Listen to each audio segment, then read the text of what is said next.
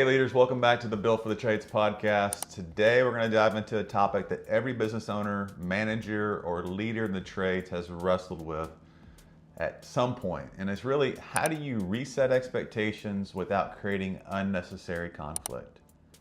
Because let's be honest, sometimes your team doesn't deliver what is expected, but other times the problem is we never really set the right expectations in the first place. I mean, either way, we've got to hit a reset button. And today I'll give you 3 practical ways to do it.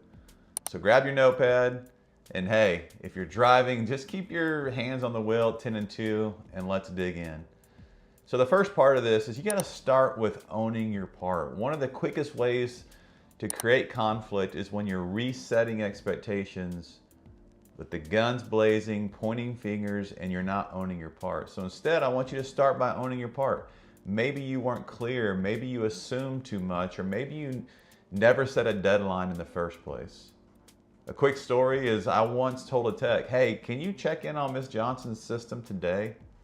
And what I meant was this morning, first thing. What he heard was anytime before midnight, and guess what happened?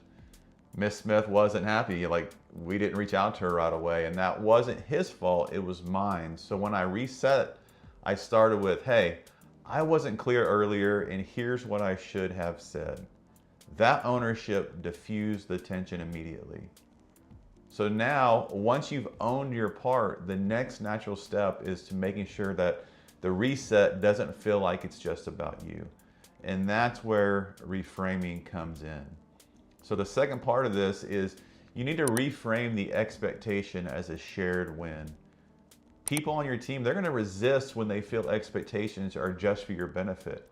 But when you reframe it as a shared win, the energy shifts. And a good example of this is instead of saying, you need to get your reports in by Friday, try saying this. When reports come in Friday, it helps us catch mistakes early and keeps jobs running smoother. That means fewer callbacks for you and happier customers. You see the difference? One feels like homework and the other one feels like teamwork. Remember that resetting expectations isn't about making someone feel smaller. It's about getting everyone rowing in the same direction. And speaking of direction, once you've got buy-in around the win, the last piece is making sure that the boundaries are clear, because if expectations aren't backed by boundaries, they usually slip right back to where they were. So that leads to our last topic today, and that is the importance of setting clear boundaries with respect.